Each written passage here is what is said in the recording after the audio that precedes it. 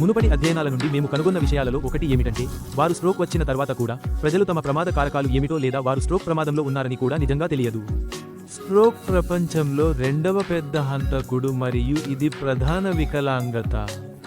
మనలో 6గురిలో ఒకరికి జీవితకాలంలో స్ట్రోక్ వస్తుంది. స్ట్రోక్ గురించి మంచి వార్త ఏమిటంటే ఇది చాలా వరకు నివారించగలిగేది. 10 మందిలో 8 మంది తమ ప్రమాద కారకాలు ఏమిటో, తమ ప్రమాదం ఏమిటో మరియు తమ ప్రమాద కారకాలను ఎలా నియంత్రించాలో తెలుసుకుంటే స్ట్రోక్ ప్రమాదాన్ని నివారించవచ్చు. అవుట్ యూనివర్సిటీలో మేము అభివృద్ధి చేసిన సాధనం స్ట్రోక్ రిస్కోమీటర్ యాప్ అని పిలుస్తారు. యాప్ యొక్క ముఖ్యమైన ప్రయోజనం ఏమిటంటే, ఇది ప్రజలకు వారి ప్రమాద కారకాలు ఏమిటో తెలుసుకోవడానికి మరియు ఆ ప్రమాద కారకాలను నియంత్రించడానికి అవసరమైన సమాచారాన్ని అందిస్తుంది.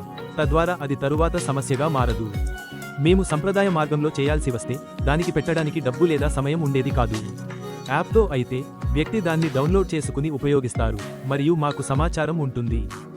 అవుట్ ఎంటర్ప్రైజ్ లిమిటెడ్ ద్వారా పరిశ్రమతో అవుట్ సహకారాన్ని బాగా నిర్వహిస్తుందని నేను అనుకుంటున్నాను. ఇది యూనివర్సిటీ మరియు పరిశ్రమ మధ్య ఆ లింక్ను అందిస్తుంది. కాబట్టి మేము యాప్ను న్యూజిలాండ్లోని వివిధ హబ్లు మరియు న్యూరాలజిస్టులకు తీసుకెళ్లాము మరియు ప్రపంచంలోని 50 స్ట్రోక్ నిపుణులతో పంచుకున్నాము. తద్వారా మేము మార్కెట్లో ఉంచుతున్న ఉత్పత్తి ఖచ్చితమైనదని యాప్ వెనుక ఉన్న అల్గోరిథంను ధృవీకరించడం ద్వారా నిర్ధారించాము.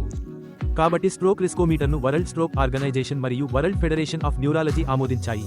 గత సంవత్సరం అక్టోబర్లో ప్రారంభించినప్పటి నుండి స్ట్రోక్ రిస్కోమీటర్ 70 కంటే ఎక్కువ దేశాలలో డౌన్లోడ్ చేయబడింది మరియు ఇప్పటివరకు 10,000 డౌన్లోడ్లు పొందాము. మేము యాప్ను 13 భాషలలోకి అనువదించబోతున్నాము. తద్వారా ఇంగ్లీష్ మాట్లాడలేని వివిధ జాతులు మరియు ప్రజలు కూడా యాప్ను డౌన్లోడ్ చేసుకుని ఉపయోగించవచ్చు.